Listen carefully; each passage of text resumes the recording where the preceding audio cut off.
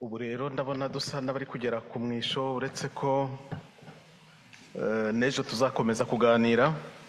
Nagiraga gusa ngo nsoze nk'uko bari babinsabye uyu munsi iki gice kuko hagiye gukurikiraho ikindi cy'ubusabane n'undi muhango ugiye gukurikiraho.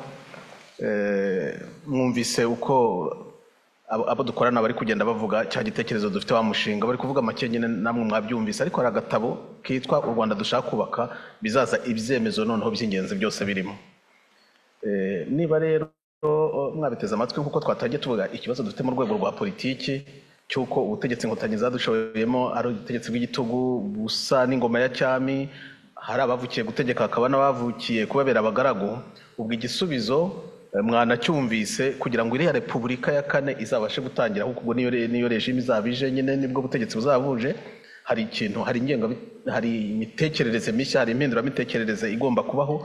Iyo rero akaba ari igoye mu by'ukuri, akaba ari igoye kumva, kubera ko no gusaba abanyarwanda twihereyeho ko kugira ngo tuzagire ikintu tubasha kugeraho twakubaka, ari uko abenegihugu n'abagenerwabikorwa bose bagomba kumenya ko turi muri repubulika. Icyo kintu kirakomeye. Inkotanyi ntizizi icyo repubulika ivuga, zagumanye izina ariko imikorere ni ingoma ya cyami. Kugira ngo abantu bamenye ko bari muri repubulika rero hari ikintu gikomeye rwose bisaba. Icyo kintu ni uko abanyarwanda bose, biri no mu itegeko nshinga, abanyarwanda bose bavuka bareshya mu burenganzira no mu nshingano no mu mahirwe. Ibihugu byose byateye imbere, Ubufaransa, Amerika, iryo jambo bari ryanditse n'iryo ryagiye ritangira constitution zose zaremye ibihugu byaje gutera imbere, ko abantu bavuka bareshya. Abo ngabo bishyira hejuru ko baruta abandi, ko bo igihugu ari icyabo, ko aribo bavukiye gutegeka abandi bakagomba kuba bagufi cyane kugira ngo babahereze, bababera abacakara. Nibyo birema ingoma nyine iducocaguye kuriya nk'uko mwabibonye. Ariko ibyo ntabwo aribo bazabidushyiramo, nitwe tugomba kubyiyumvira ko tureshya nabo tukabyemera. Igihe tujya mu matora, igihe bambuza kujya mu Rwanda tugiye mu matora, nagiye muri ambasade noneho y'i Paris. Hari umusore wiyemera cyane, cyakora yaransumbaga ko, kandi kunsumba si ikibazo niba ndi na nyangufi ndamaze, ariko nawe namurebaga gutya namubwira murambuza uburenganzira bwanjye, sinshobora gutorera hano. No munsi nawe perezida wa repubulika, mwese buretse nzabibabaza mureke nari muri ambasade ndi gutonganiramo. Bashaka gusuzugura, kugucisha bugufi byanze bikunze, kwereka ko ntacyo ari cyo mu gihugu cyawe, uri umwene gihugu nkabo, bakavuga ko bagusomba ibyo bintu muzabyange. N'impinduramitegekere na revolution yose naho zitangirira, nta kundi byagenda. Mu Rwanda twese turareshya, turi abanyarwanda kimwe. Cyakora namwe ntimuzageraho mwitinyanga Rwanda, ntimuzageraho mubwira ko atari abanyarwanda nk'amwe. Hari igihe tugacokamo tuvuga ko bamwe ari abavantara, ariko ntacyo bitwaye n'ubundi nuko baba bari gukora gutyo nabo bashaka gusuzugura abandi. Ariko muzubahe rwose abanyarwanda twese tugomba kuba tureshya, naho ubundi ibindi ntibyakunda. Ntawavutse gutegeka ngo abandi bavukire kuba abagaragu.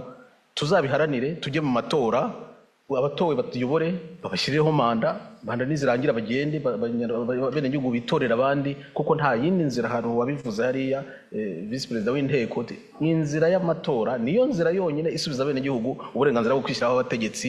Bakaba banatanze impano idasanzwe, yabivuze asoza, sinzi niba mwabyumvise, ngo inteko igiye kuza repubulika nibasha gukemura icyo kibazo, ngo izabihaye abanyarwanda impano idasanzwe ngo y'amahoro arambye, ngo nibasha kubafasha kumenya uko abantu bajya ku butegetsi nuko babuvaho mu mahoro, ngo izabitanze impano. Natwe turabiyifuriza. Ubuhakiro n'ubukoroni biracyabaho, ntimugire ngo ntibibaho. Byakorwa n'abanyarwanda, byakorwa n'abanyamahanga, ntabwo bikijyanye n'igihe. Nuko icyo nashaka gusozerezaho mbere yuko dukora uriya muhango ukurikiyeho, nuko hari ibyemezo byagiye bivugwa, ariko ndavuga mu bike gusa. Ubundi bari bashyizeho ibyemezo 16 bashobora gufata mu kwezi kwa mbere bageze ku butegetsi. Numvise dogiteri nawe ari guhanura ati ugiye kubona ubutegetsi, mwabyumvise? Cyakora ashaje avuga ngo Nahimana, ariko nabonye undi Nahimana wicaye hariya w'umutegarugori. Iryo zina wenda babona rifite icyo risobanura. Ni ukuvuga ko Imana igomba kubidufashamo, ni ukuvuga ko ntabwo byoroshye nk'uko yabivugaga, ariko dore babandi b'ibiharamagara barahari babihagurukiye. Ibyemezo abantu bafata bishobora, ndongera kubabwira icyo kintu rwose, ubutegetsi bwa politiki bishobora gukemura ibintu byinshi kubera ibyemezo bafashe.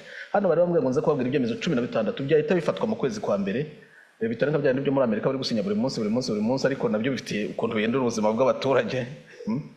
Ibyemezo byihuta ariko bihita bihindura ubuzima. Mwabyumvise uko babivuze ngo kuvugurura ingabo z'igihugu, apartheid ishingiye ku bwoko, akarere n'inkomoko ikarangira. Muri byo byabivugwa mu Rwanda, itegeko ribayeho kandi bajya kurukrita ingabo z'igihugu n'abapolisi bakabyitaho.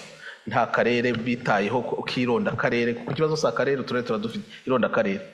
bikavaho iby'ingabo zishingiye ku bwoko bikavaho, bikaba ingabo abanyarwanda bose bashobora kwibonamo. Ibyerekeye icyemezo cya kabiri cy'urukiko rwihariye ruzarenganura abarenganyijwe n'inkiko gacaca nticyavuzweho kuko abo muri urukiko rwa rubanda ntibafashe ijambo, ariko biriho gushyiraho urukiko ruzarenganura abarenganyijwe n'inkiko gacaca kimwe n'abageretsweho jenoside barengana. Icyo kintu murumva ikintu cyaba gishaka gusobanura. Urukiko gacaca rwaciriye abantu barenga 1,50,000 mu gihe cy'imyaka 8, nawe ubare mu mwaka w'1994 jenoside bo babashije kubara, ufata abantu 1,50,000. ubwo ni bande? Ni abari bafite ubwenge bwose, abagabo bari bafite ubwenge bwose icyo gihe batabashije guhunga cyangwa batapfuye babacira imanza baha n'ibihano bikomeye. Bose barayikoze, ndakurahiye. Harimo abagize uruhare mu byaha nk'uko inkotanyi arizo zabishoje zikabishidika, akaba nta n'umwe uyu muracirwa urubanza. Abandi b'inkotanyi zo zajanjaguriye miliyoni irenga, inkiko mpuzamahanga zifata abandi, nuko titwire tuvuga ababyiciwemo batagejejwe no mu nkiko. Urwo rukiko rugomba kubaho, kiriya kibazo bakakigarukaho, cyabangamiye benshi, wenda muzamuramira bikeya, benshi barashize, ariko abakiriho barenganyijwe bakaba barenganura. Mwumvise Minisitiri Mwemayire avuga ikibazo gikomeye yavuze muri makeya cyo gushyingura abantu, cyo kudashyingura abantu bapfuye bakabashyira mu nzibutso bakaba banika, tubivuga ku mugaragaro. Bose ko badashyiramo base cyangwa ba nyina bari bategetse, bagafata ba rubanda bagashyiramo hariya. Yego abantu barapfuye kandi barishwe, ariko kurasa gushyingura ku muco wa Kinyarwanda. Mwemayire yabivuze bazashyingurwa mu butaka rwose, cyakora mu rusengero rwitwa Bazilika. Impuzamatorero yayivuze cyane ikintu gikomeye, itaririmbi abantu bajya kureba, abantu bakomeza gusengeramo no gukora. Icyo kintu murumva icyo cyaba gikora kuri bya bintu twaze tuvuga byo kubaka ubumwe bwacu nk'abene gihugu. Minisiteri de l'Intérieur yavuze ukwezi ngaruka mwaka ku iterambere ry'amakomine, mugomba kuba mutabyumvise neza ko bazajya babatumira buri kwezi. Mwashika i Kigali abazaba batarashatse gutaha mu Rwanda bakibereye hanze nk'uko babifitiye uburenganzira, mugasanga abategetsi bose i Kigali bategereje ku kibuga cy'indege, bakabashyira mu modoka bakabajyana iwanyu muri komine, ubundi komine zikarushanwa amajyambere. No tukareba muzare ku ikibazo cy'ironda kuko ikibazo kandi uko kwezi ni ukwa kane.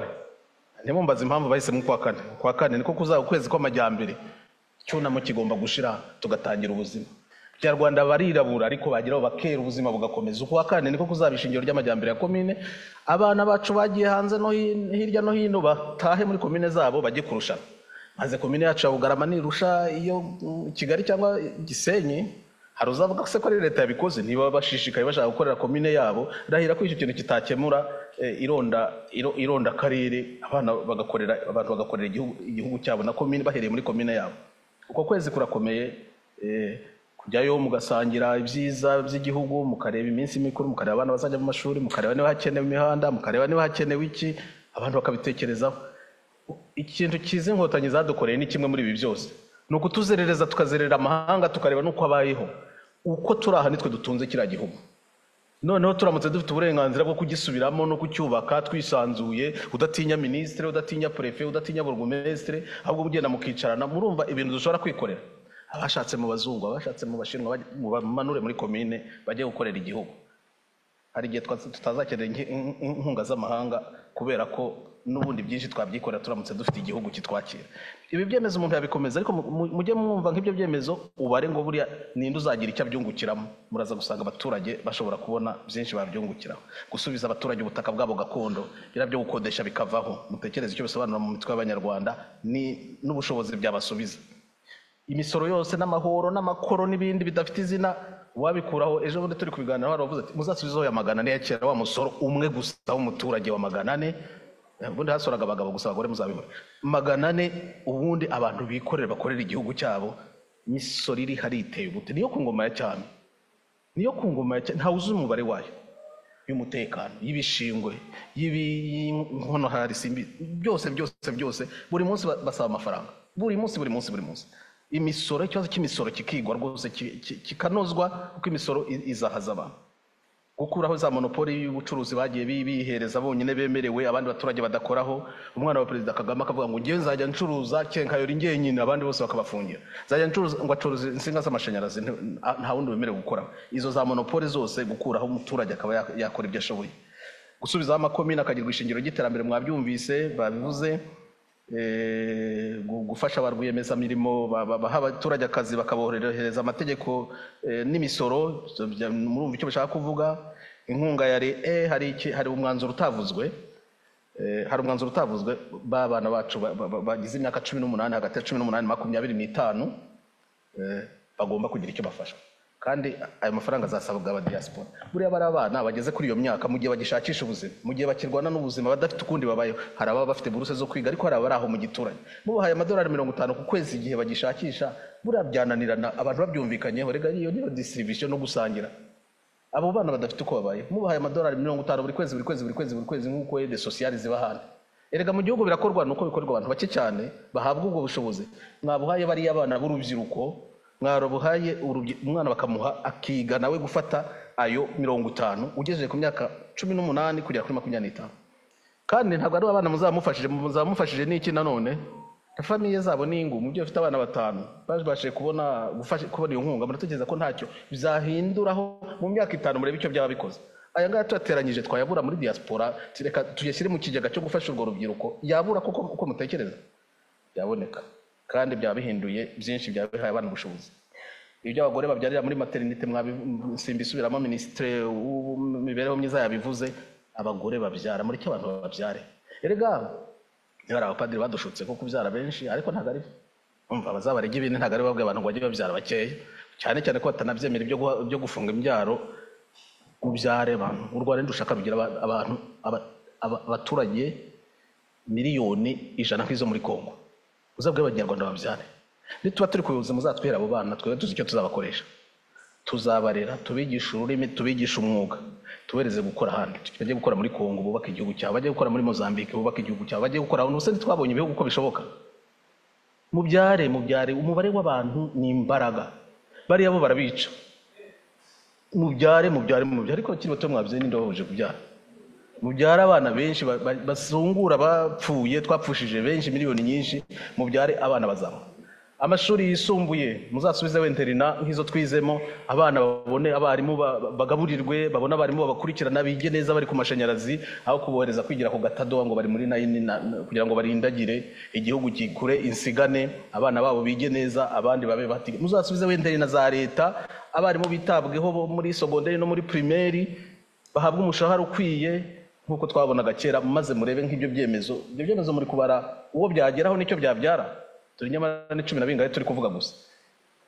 Mwarimu ishingiro ry'amajyambere, mwarimu rwose, mwarimu muri primaire na secondaire akitabwaho, cyane cyane mwarimu muri primaire agahabwa ibikoresho byavuzwe, mukamuha umushahara, akareka kwitwa gakweto. Mwarimu arike kwitwa gakweto. Murebe ko igihugu kitazahindura isura.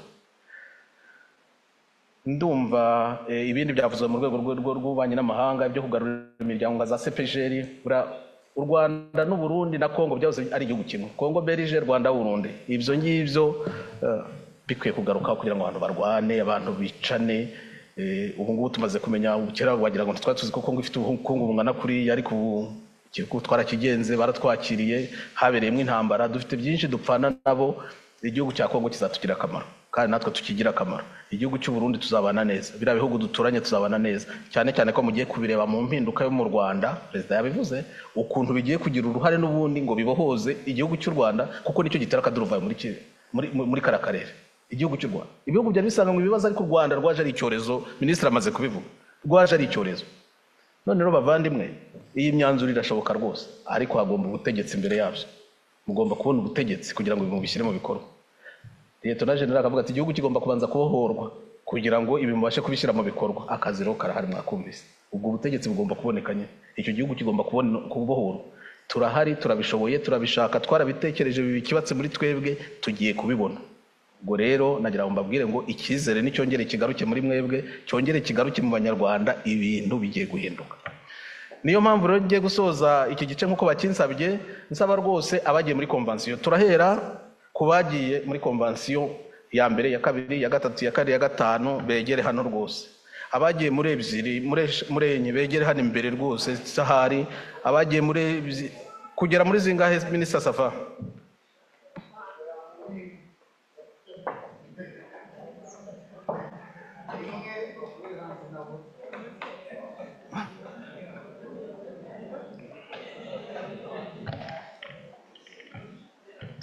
kubera iki inyenyeri umwijima nyine uri kurangira, abahabwa inyenyeri bagende bamurike cyane, mumurikire rubanda, bamenye ko igihe cyahindutse ko tugiye kubigeraho, ubundi babishyire mu mutwe, babisengere, bapasiteri babihe umugisha n'abapadiri, murebe ko uyu mwaka 2025 umwaka w'ibisubizo.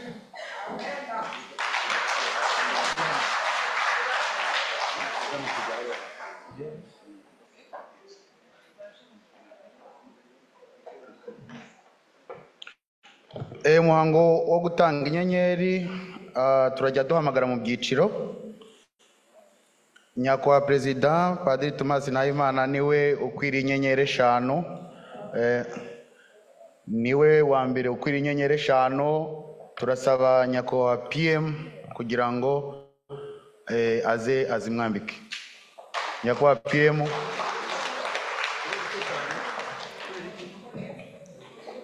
Kubera ko nawe ubwe yitabiriye convention uko ari 5, iya Paris, iya Cape Town, iya Lilongwe, iya DC n'iya Brisbane.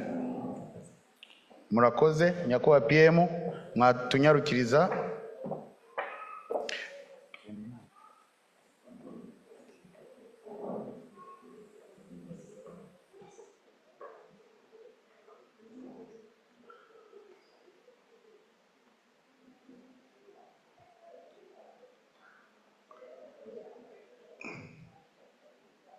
Uwa kabiri Minister Marie Goretti, Ministre w'Imari, nawe yitabiriye convention 5.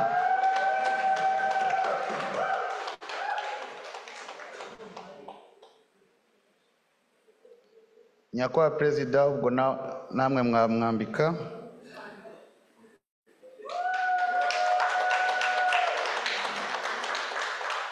Uwa gatatu ni ngewe. Nanjye reka negere imbere bayinyambike.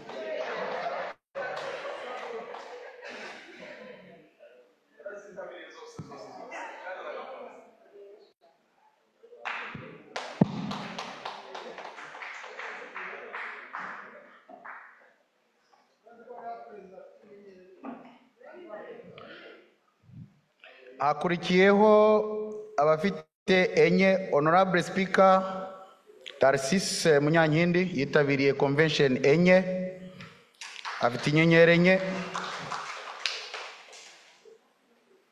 Ahite hakurikiraho na Vice Speaker we, nawe afite inyenyeri 4, yitabiriye convention 4. Lieutenant General nawe akurikireho, nibwo ari generali, ubwo natwe twamurushije inyenyeri uyu munsi.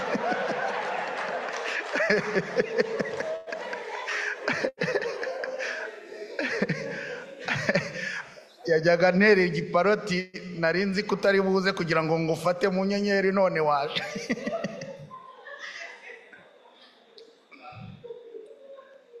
Minister Jean Bosco twishyira hamwe nawe afite 4.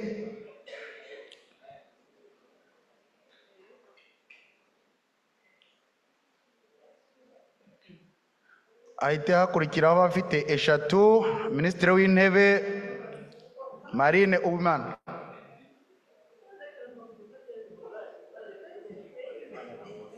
Enye.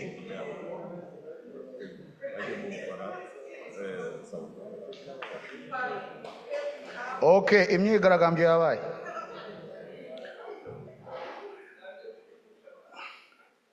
Imyigaragambyo yabaye, reka tubanze dukemure ikibazo cy'imyigaragambyo. Hari abafite inyenyeri 4, 2 nabo hari Beata Uwambaye Inzobe,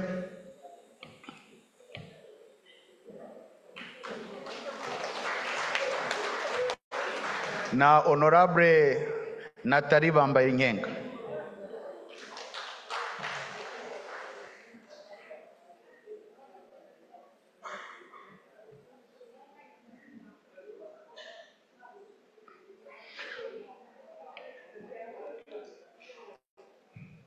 Abandi twibagiwe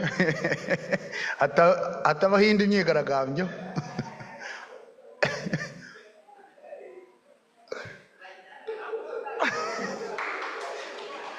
Akurikiyeho abambara inyenyeri eshatu bitabiriye convention eshatu. Wa mbere ni Minisitiri w'Intebe Marine Uwimana. Ego. Uwa kabiri Minister Aroni Ndagijimana. Uwa gatatu ni Minister Marie Claire Urusaro. Uwa kane ni Minister Martha Nkundiye. Uwa gatanu ni Minister Amida Shabani. Amida Shabani ariko na Shabani nawe barajyanye, nawe arazikwiriye, nawe nagende bazimwambike.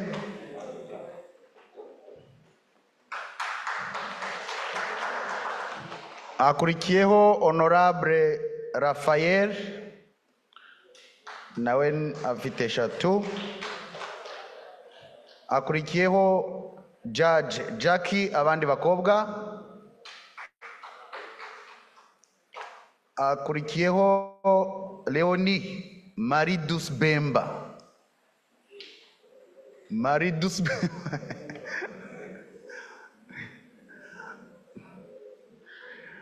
Akurikiyeho Honorable na okay. Voilà.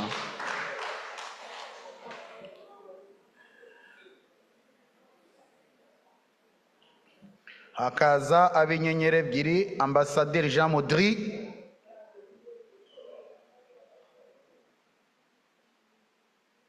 Madame Marceline Nyiranza Kamayimana.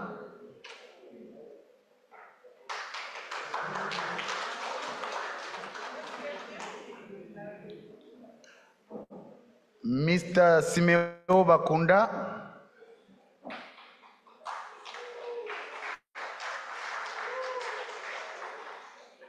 Olivier Ngiriwonsanga.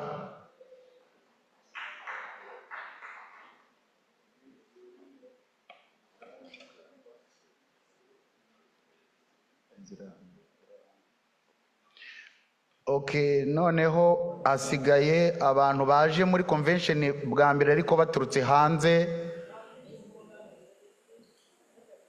I'm throwing it down.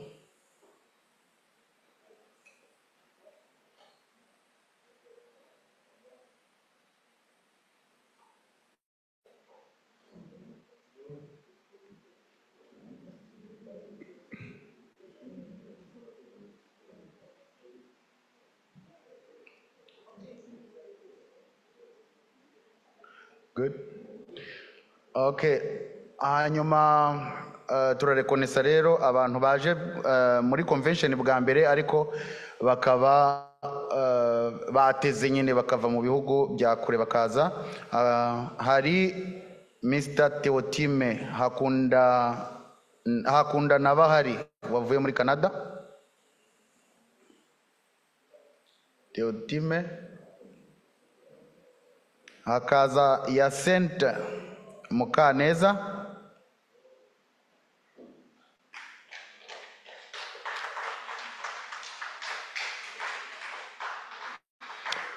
Hakaza Josephine Nyirahabimana.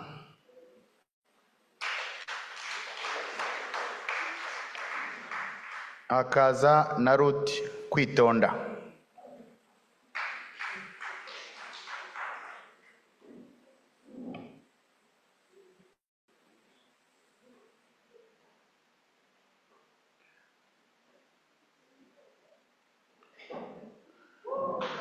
Ubwo rero mwe aba bose mwaduha amashyi rwose, ahasigaye bagafata ibyicaro kugira ngo abashyitsi nabo babone uko bambikwa inyenyeri. Abasangwa nabo babone uko bambikwa inyenyeri. Murakoze.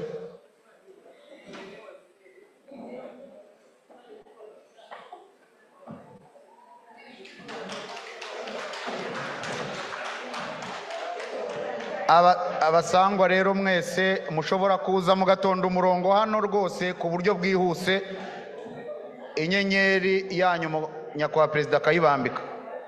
Murakoze. Murabasanga aho bari? Okay.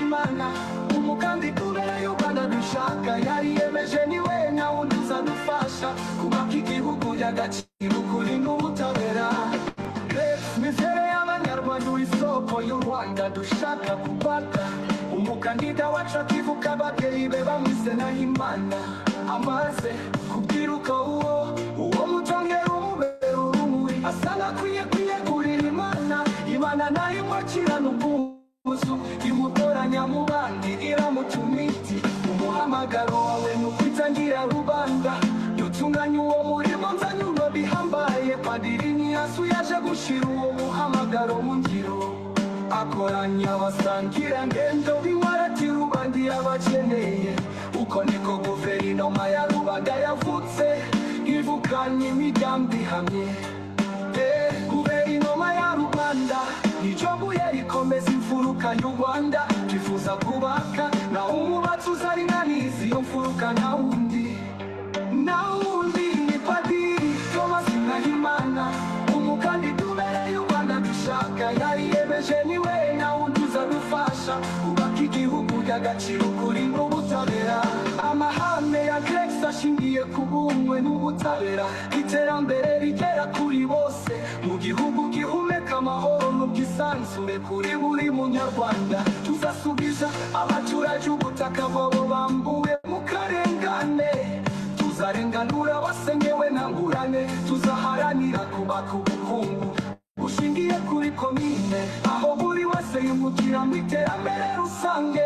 Guverinoma ya Rubanda nico buye rikomeza imfuruka y'u Rwanda twifuza kubaka na umubatsi uzaringaniza iyo mfuruka na wundi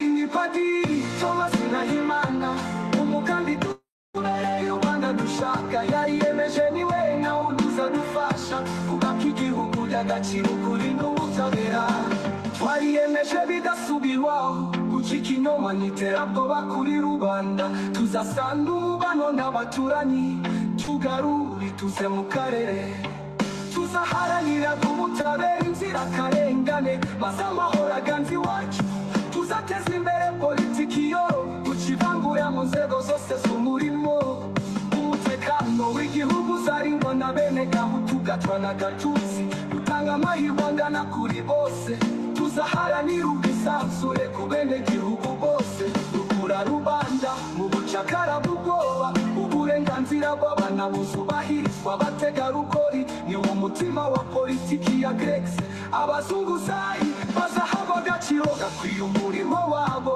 rubanda baresha imbere y'inzego zose bitoreye.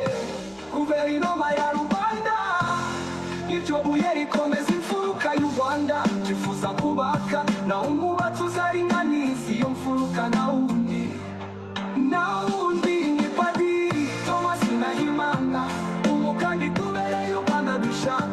yariyemeje niwe nawundi uzadufasha kubaka igihugu cy'agaciro kuri n'ubutabera. Nka perezida wayo nyibahuga bahoza umutima w'urubyiruko, twamenye ko ari rwo mbaraga z'igihugu tuzarufasha kwiteza imbere. Dushyira ibi bigega leta biteye inkunga imishinga iciriritse, twiyemeje gucyura impunzi no guca burundu impamvu zitera ubuhunzi. Tuzatanga ubwisanzure mu bitekerezo, tuvugurura itangazamakuru rirangwa n'ukuri. Tuzasezerera burundu amatora afifitse, twimika demokarasi n'intangarugero. Inzozi za Grace y'u Rwanda rutema amahoro, kubaka igihugu gihesha agaciro abarufuka bose, ubukungu, iterambere n'ubutabera. Ihora muri rwa politiki yacu, Rwanda gihugu cy'amata batembagiza. Turagukunda, tuzaharanira amahoro kugeza ku iherezo. Guverinoma ya rubanda iryo buye rikomeza imfuruka y'u Rwanda. Twifuza kubaka na umubatsi uzaringaniza iyo mfuruka na wundi ni Padiri Thomas Nahimana, umukandida ubereye u Rwanda dushaka. Yariyemeje niwe nawundi uzadufasha kubaka igihugu cy'agaciro kuri n'ubutabera.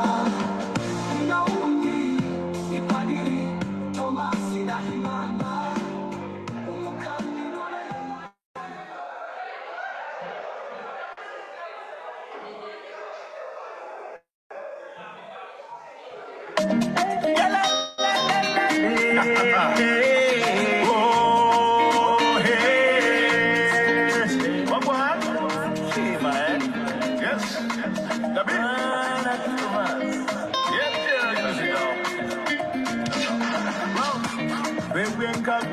Rwanda dushaka kubaka, subiza abaturage ubutaka bwabo no kurenganura abasenyewe, kubaka ubukungu n'ibikorwa by'amajyambere bishingiye kuri komine, kubaka ubumwe n'ubwiyunge mu kuri, guca ikinyoma n'iterabwoba kuri rubanda. Abo hirya n'abo hino nimuze twubaka u Rwanda twifuza. Abo hirya n'abo hino nimuze twubaka u Rwanda twifuza. The Rwanda we need is not the one we see now, but the one we need. Reps niyo igiye kubikora. So the youth, let our eyes be open like lightning bolts to see all the corners of Rwanda. Embrace who say tapestry between Rwanda and many other nations, and know that was made by the current government. Rex Bushengi Chisubiso. Abo hirya n'abo hino nimuze twubaka u Rwanda twifuza. Abo hirya n'abo hino nimuze twubaka u Rwanda twifuza. U Rwanda dushaka n'u Rwanda rw'iterambere, buri umwe wese yumve ko u Rwanda rugiye kuza. Twifuza ubumwe, twifuza amajyambere, twifuza kubaho neza mu Rwanda rwacu. Abakobwa, abasore, abagabo, abamama n'abana nimuze twubaka u Rwanda rwiza. Is all we need to make Rwanda a better land, filled with peace and prosperity. That's why Rex has come. Abo hirya n'abo hino nimuze twubaka u Rwanda twifuza. Abo hirya n'abo hino nimuze twubaka u Rwanda twifuza. Perezida Ali Thomas Nahimana.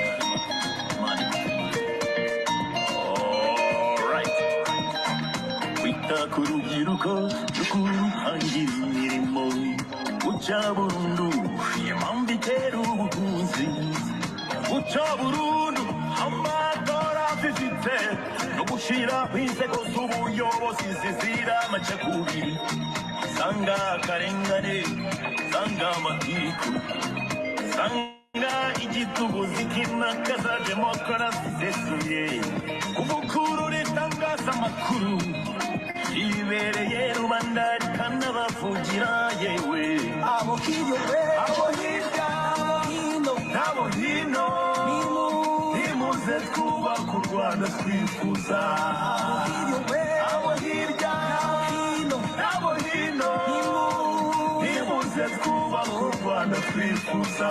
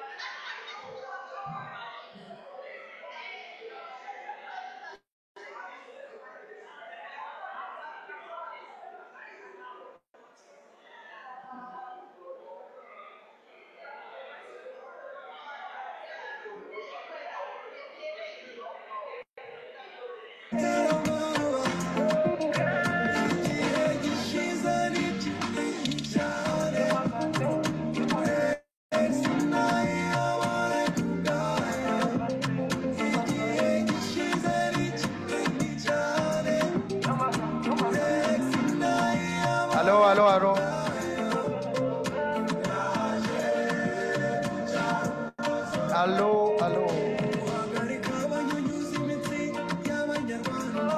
Twumvikane dusubire mu myanya kugira ngo dusoze.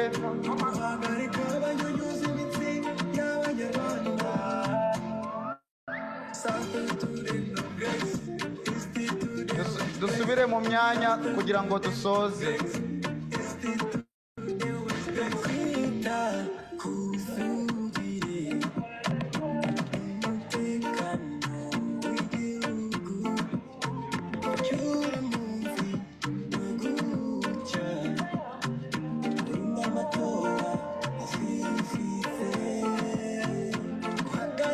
Dusubire mu myanya dusoze.